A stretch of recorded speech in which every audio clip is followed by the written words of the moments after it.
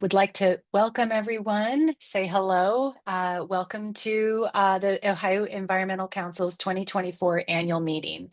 I'm really pleased to see your names, many familiar names, some new names popping up in the chat from all over the state. And I'm just really happy to see you. So for those of you I haven't met yet, I'm Carol Kaufman. I'm the Executive Director for the OEC.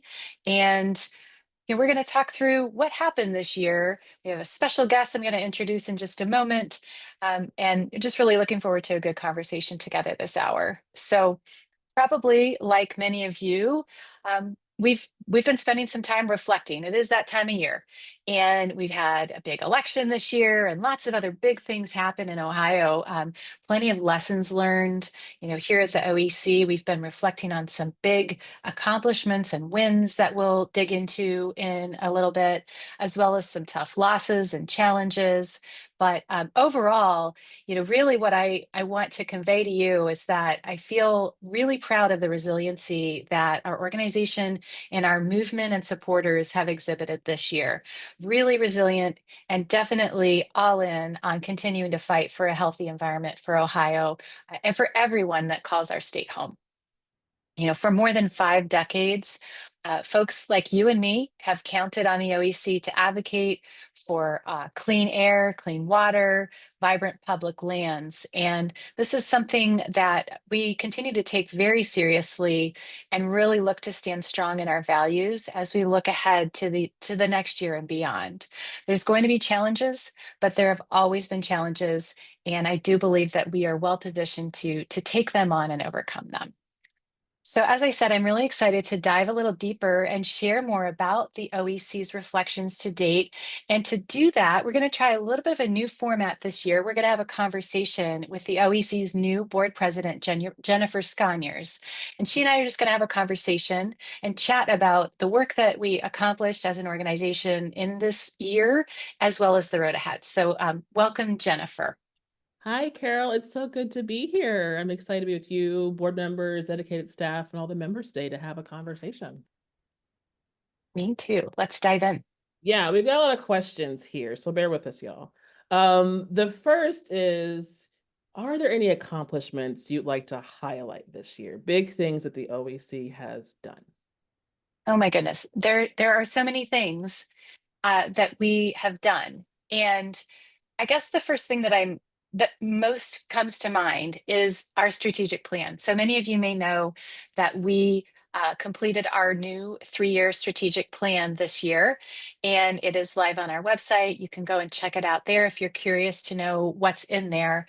But it's an ambitious plan, and I believe that it's going to prove to be very durable. So after the election, we knew we were going to want to go back and take a look at that plan and make sure that it still was relevant, see if there was any adjustments we wanted to make based on how things might be evolving in our political and our policy landscape here. And what we're finding as we are going through that process as a staff and board is that that plan is really strong.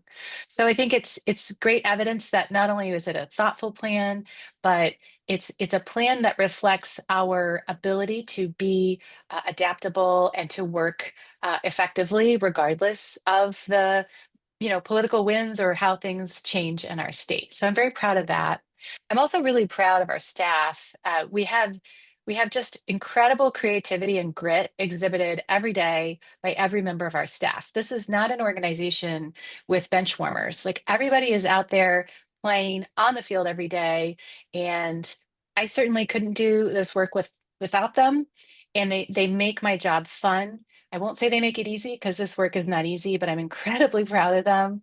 And then last, Jennifer, I think, as part of the strategic planning process, we did something for the very first time, which is we worked in concert with the OEC Action Fund, our affiliated organization, to identify a shared vision. So we're separate organizations, we have separate strategies, separate tactics, all of that, but we do have a shared vision, and that's for the first time in our history. And so I am really proud of being able to articulate that together. Love that. I know so much work went in that planning process for folks to know. It took maybe what, a year and a half or so. So like really thoughtful in terms of staff and board and engagement and testing. So kudos to the staff for doing that. hard work. Um, I'm really curious about different components of OEC's programming. So could you share a little bit about OEC's water program?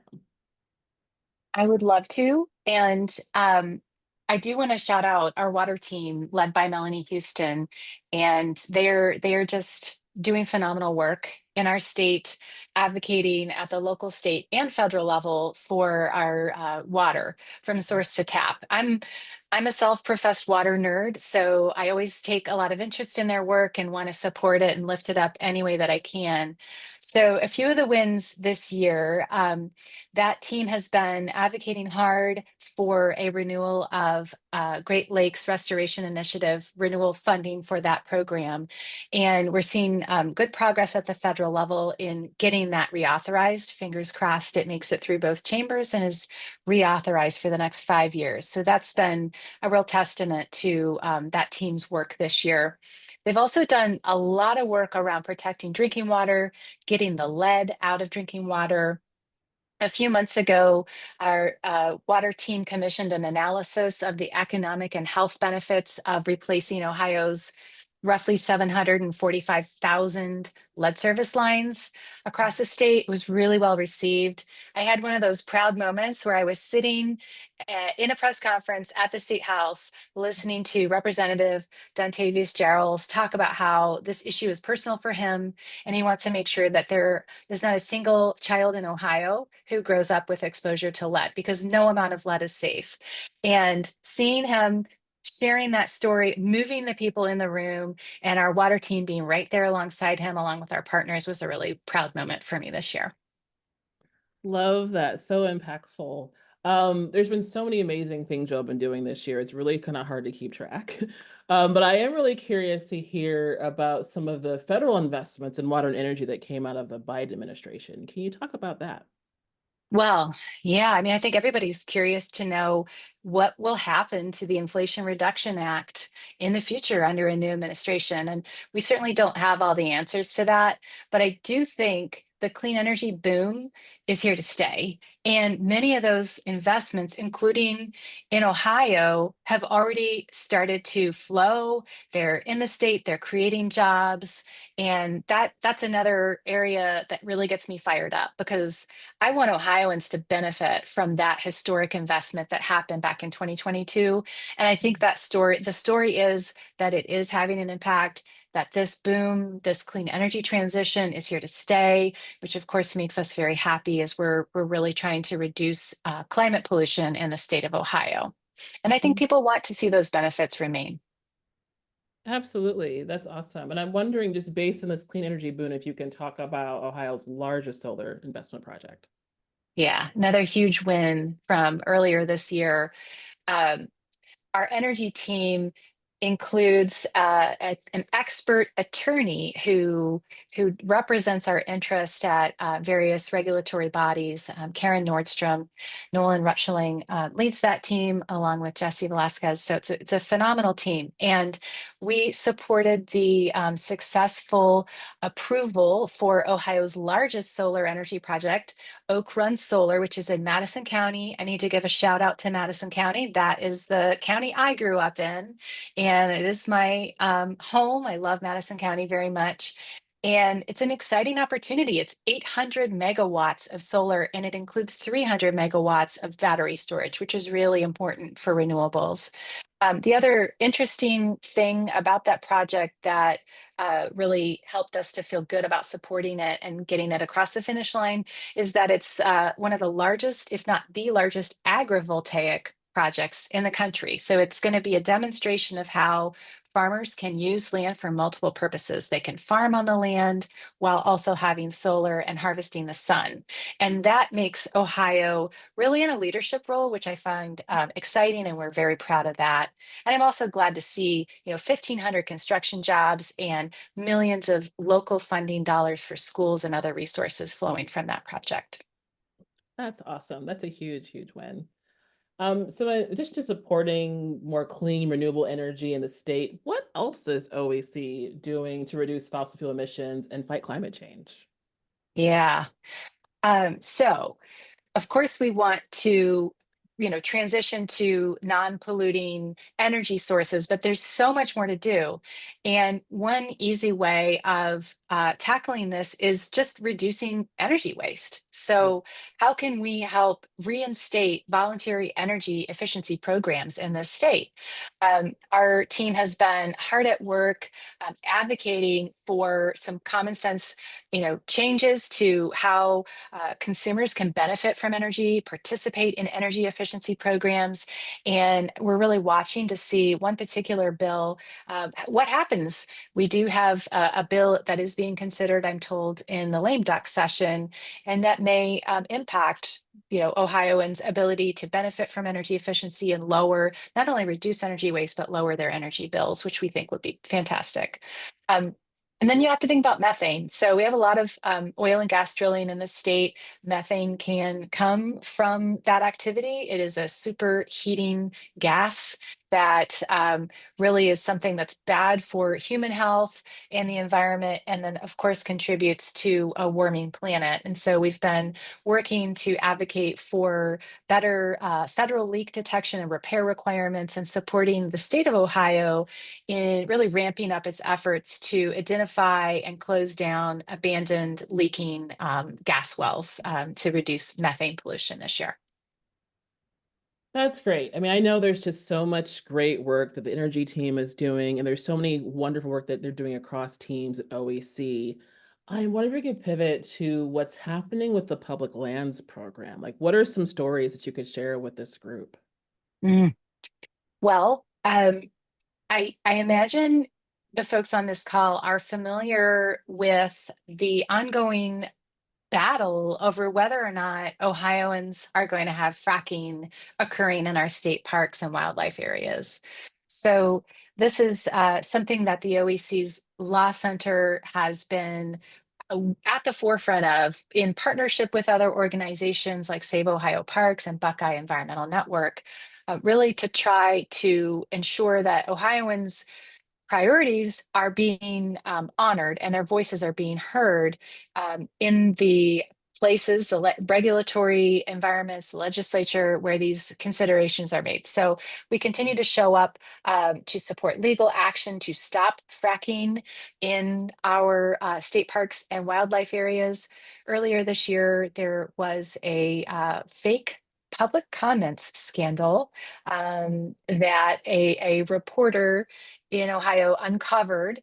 And what we found was happening is that people were submitting fake comments in support of this fracking in state parks. So clearly there wasn't enough public support, real public support for this. In fact, hundreds and thousands of comments from the OEC's own supporter and member network would say the opposite. Ohioans don't want that in our state parks. And so that scandal was exposed. And we were pleased to see the Attorney General take some action later in the year to tighten up those rules around how public comments can be submitted in an attempt to protect Ohioans' voices. So that was a positive thing. And we're continuing to look at ways we can stop fracking from happening in our only national forest as well, which is the Wayne National Forest. Yeah, there's just so much. I feel like there's so many things that the OEC is up against, and there's so much good work you do on the C4 side with advocacy and the C3 side with the issue work, and there's so much more of that to come. And this makes me think back to House Bill 507. That's a battle from a Hmm. couple of years ago. Hmm. OEC and other partners fought to keep fracking out of state parks for years. So just knowing that that's a fight that we've been in for a while, and despite the opposition to the bill, lawmakers rushed to harmful legislation. So this is something that we've unfortunately seen in the state house. Um, and I'm wondering because we just had on the ballot this year, right, issue one, and really thinking about fair districts and dealing with gerrymandering. Can you tell us more about what OEC is planning to do when it comes to fair maps? Sure. Yeah, so issue one was that Citizens Not Politicians campaign. Probably many of you were very familiar with that, saw the yard signs and the advertisements in the run up to the November election. And, it did not pass. And I heard a good quote on this topic from former Ohio Supreme Court Justice Maureen O'Connor. And I'm going to paraphrase it, I won't get it exactly right, but she said that there were lots of people who voted yes on this issue because they want to end gerrymandering in Ohio. But there were also lots of people who voted no on this issue, also thinking that they were helping to end gerrymandering. Yeah. So, what I take from that is people were confused and the ballot language was confusing and it was controversial. If we want people to raise their voices and participate in our democracy, they need to have clear communication and an even-handed approach to these ballot initiatives. And I did not see that in this instance. So I think the fight is far from over. And it's really clear that Ohioans want their voices to be heard. And we just got to keep the fight. We got to help people, whether it's at the local, state, or federal level, understand what's going on, access trusted information, and feel empowered to take action on behalf of themselves and their communities. Absolutely. And that reminds me, OEC has such a wonderful advocacy team. Like this foundation of civic engagement is just so important. I know it's one of the key values of OEC. Can you share some stories about what that team is up to, what they've done? I would love to. We have such a great field advocacy team. We have folks who are leading good work in Cleveland, the Mahoning Valley, Southeast Ohio, and Southwest Ohio. And they all were doing incredible things this year. So one of the things that I think back to, this is almost a year ago now, was the Cleveland State of the Environment event that Brian Siggers and Emily Baca planned and pulled off. It was just an incredible event. We had Cleveland Mayor Justin Bibb, County Executive Steve Ronayne, in conversation with Brian Siggers, and just a packed house. We had more and more and more people RSVPing at the last minute because they really wanted to hear what these leaders had to say about the environment and about progress on the city and the region's climate initiatives. And it was a really, really just incredible event. We got so much positive feedback. It was something that I hope we can replicate every year. And I was very proud of our team. Another example of very different but equally impactful work being led is the work that Molly Jo Stanley is leading in Southeast Ohio.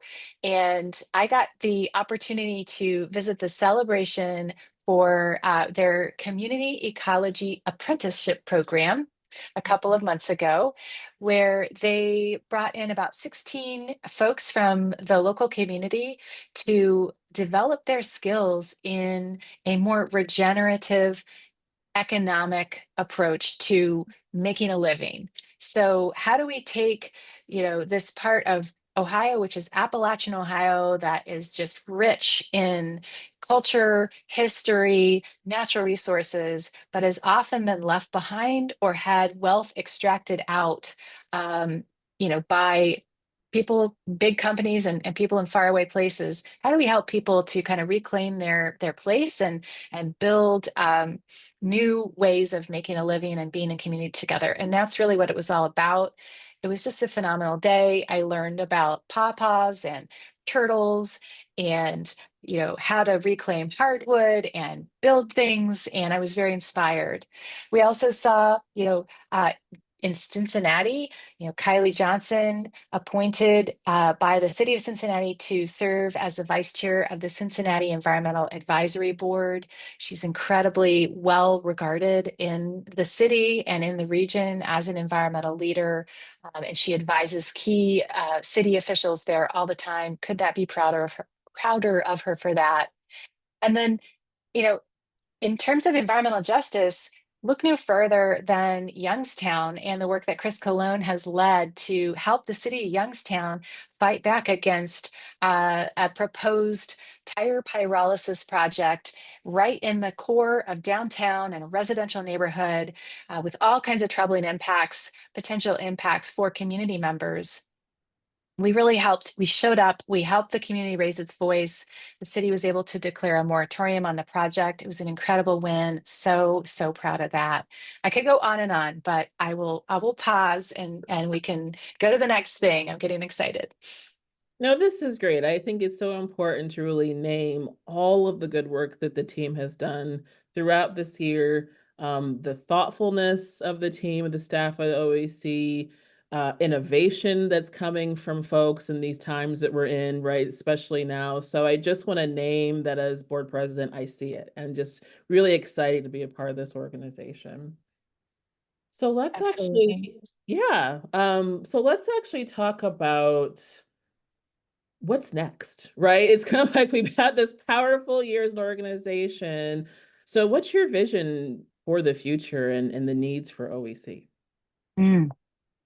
Well, I will share some things, and then I want to turn the table and ask you as well, Jennifer. Yeah. You're so smart, and you've been a part of this organization and this movement for a long time. So one thing that I would love our organization to be at the forefront of is figuring out how we can be a movement of addition and not subtraction. So, how can we bring more Ohioans into this work? How can we get out into new areas, whether that's geographic areas or simply building partnerships with new groups and new organizations? I'm very, very proud of the OEC. And I also know that there's lots of folks who've lived in Ohio their whole lives and are not aware of the good work that we do and the way that they can be a part of it. And so I really want us to figure out how we can continue and even accelerate that movement of addition versus subtraction in the new year.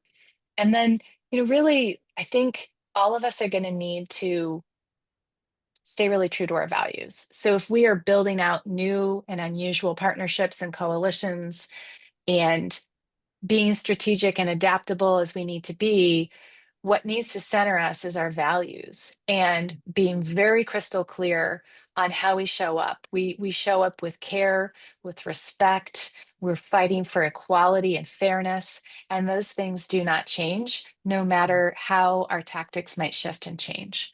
So Mhm. I'm curious how you would answer your own question, Jennifer. For sure. Well, I think there's an opportunity for us and organizations do similar work as us to put our stake in the ground, right? Proverbial stake in terms of what we stand for, what we value.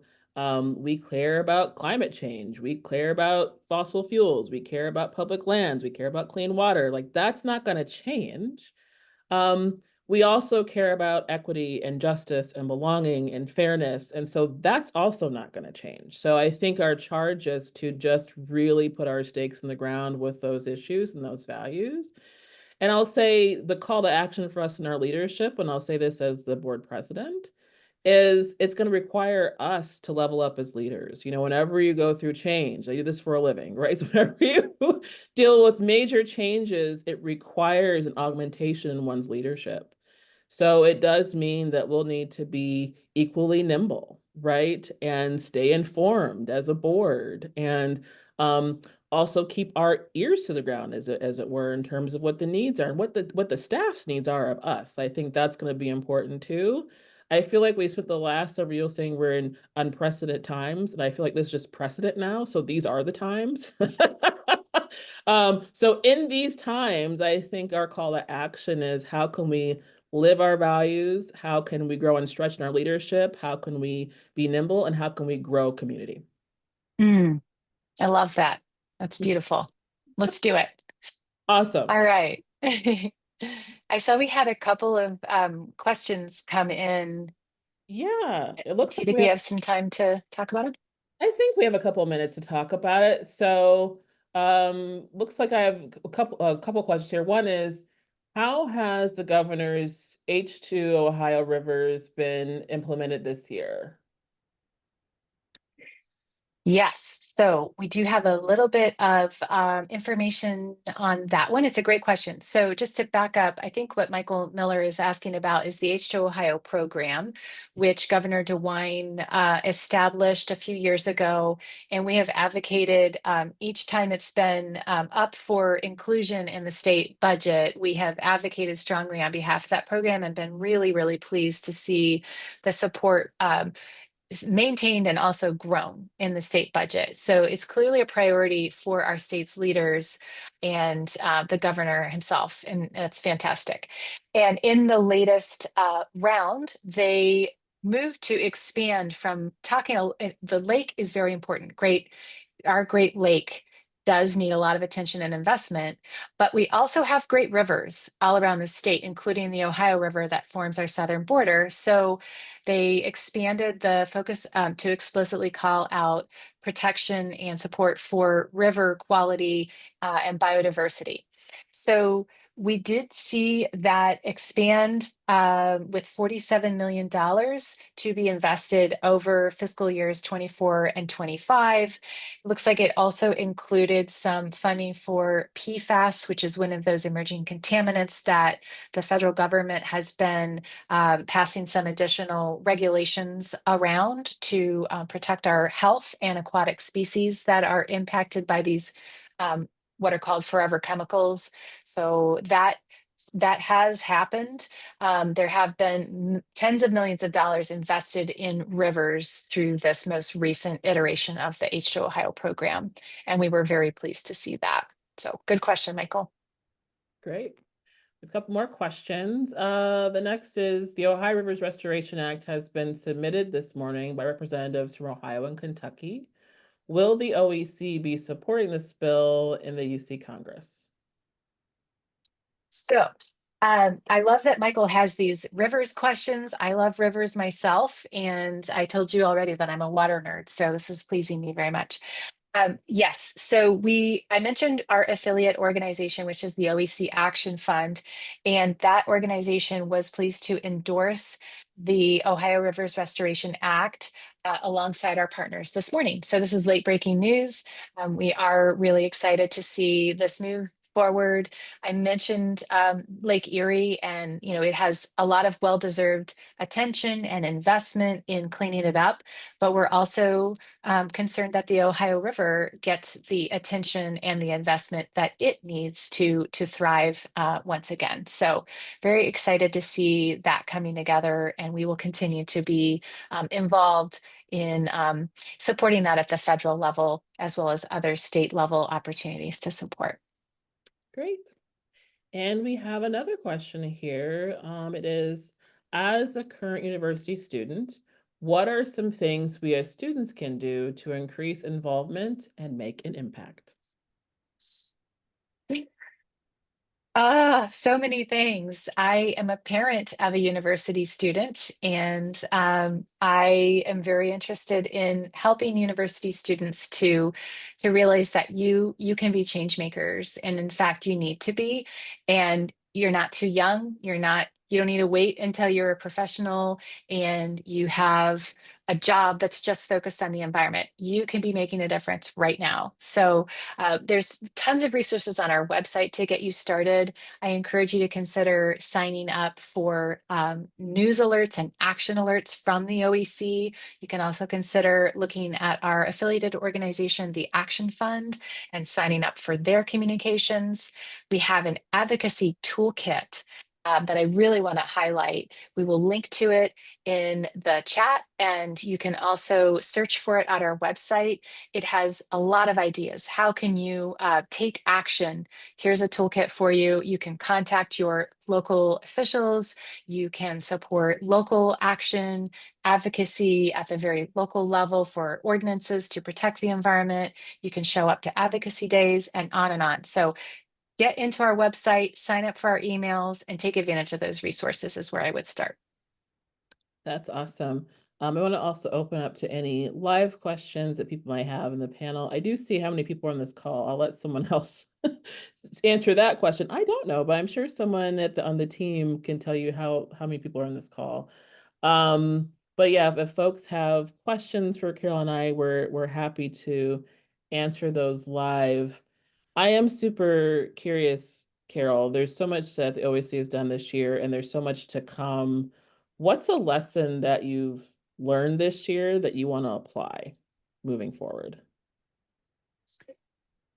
I think the the lesson that I've learned that I want to apply is don't get too hung up on the specific tactics that you are using. We've got to be flexible in how we get work done while remaining really focused on the outcomes that we want to seek. So our work is just inherently, it's kind of unpredictable. When do we think, the legislature might take action on a particular bill? We don't know. So we just have to be prepared for if something does change, how will we adapt and respond? We just don't always know exactly how things will look, but the more we can be strategic and adaptable and not get too wedded to, you know, the rigid plan that we may have wanted to have, the more successful we can be. So that's really one of my big lessons from this year. Mm-hmm, mm-hmm. Yeah, I would say for me, this is so much about learning to be both nimble. I learned that this year in my leadership on the board, as well as just in life this year. The ability to be nimble, the ability to be able to adapt to change, right? Because it feels Mhm. like we're in a season of real change with more changes to come. Um, but also being really clear, this is why I talk about putting our stake in the ground, like really being clear about our piece in it. What's the change that we can Mhm. act and effect, and getting super clear about that and making sure that's a foundation. And if we have that foundation that's clear, it makes it so much easier to shift as we need to, as opposed to kind of doing this all the time, right? And I think the fact that the organization has such a strong strategic plan, there's tweaks where we're not doing an overhaul, like there's smart things we have in place to support us. And so I think that plus having some nimbleness, if you will help guide us as we move forward. I love that. I will also add, um, working to ensure our own sustainability is important. And I've heard this from lots of folks this year. I'm just going to say it to everybody on the call. Don't forget to drink water, get outside, makes time and space for rest. Like the work that we are doing is long term. It has a lot of challenges and ups and downs. So we got to find a way to do it together in community and be sustainable. That's a big lesson that I hope to carry forward into the new year. Awesome. And so with that, I'm wondering if there's any more questions that we need before we get into our main ask here. I just want to respond. I have one more idea for those university students. If you Mhm, are located in Central Ohio, we mhm. do have an advocacy workshop that the Emerging Leaders Group is sponsoring. It'll be in February, and there should be information about that on our socials and on our website coming up. So if that's intriguing to you and you fit that description, please check that out. Great. And it looks like we had one more question I think that popped in, which is, could the OEC do more to fight to keep fracking out of state parks and public lands? Yeah, there's always more to do. We continue to stay in that fight. We haven't stepped back from it, and we have a real incredible tool at our disposal, which I mentioned earlier, which is our law center. So we're always looking, we're always evaluating what legal actions might be appropriate and effective at the state as well as the federal level. And we are evaluating right now whether there would be opportunity to take legal action in 2025 to stop fracking, as I mentioned, in Wayne National Forest. So I know the question was about state parks and public lands, but also national lands are equally important in protecting. So we're not stepping back from that. Anybody who wants to follow up and get more information on how you can support our law center's efforts, please just let us know. We'd love to have your support. Well, great. All Well, with right. that, I'll turn it back to you, Carol. I think you have an ask to make of this group. I do. I have an invitation. So, you know, I'll tell you a story. I moved back to Ohio in 2017, and this is my home state. I was born and raised as a Buckeye. And when I moved here as an adult, I really wanted to make sure that I was involved with an organization that was making a difference. And I found the OEC very quickly. I joined the board in 2018 and have never looked back. And I can tell you that the OEC is uh, a really good investment, whether it's of your time or of your treasure or your talent. We will put that to work on behalf of Ohio. We're going to fight for all Ohioans to have a clean, healthy environment and vibrant communities. And so I really want to invite you to make a difference with me and with all of us. I thank you for joining us and all of you for the support that you've already given for this important work. And we only do it because of all of you. We're funded by Ohioans. And we are not funded by big corporations or big federal grants. We're funded by people just like you and me who want to see their interests represented and the environment protected in our beautiful state. We have a lot of work ahead, much more work to come to secure a healthy environment and democracy for all Ohioans. And so I'm going to ask that you consider taking an opportunity to set us on a strong path for the new year and make a donation today. We should have a link to make it nice and easy for you in the chat. You can also go to our website and you'll find the donation link at the top there. My dog Stanley is letting you know that he also wants you to support the OEC in the background. So if you've already given, thank you so much. And if you haven't yet and you're looking to make that gift, I invite you to consider doing that today and help us really kickstart our work in the new year. So thank you again for your time and for your investment. And Jennifer, thank you for a really fun and inspiring conversation. Of course, it was my pleasure. Thanks, everybody. All right, thanks.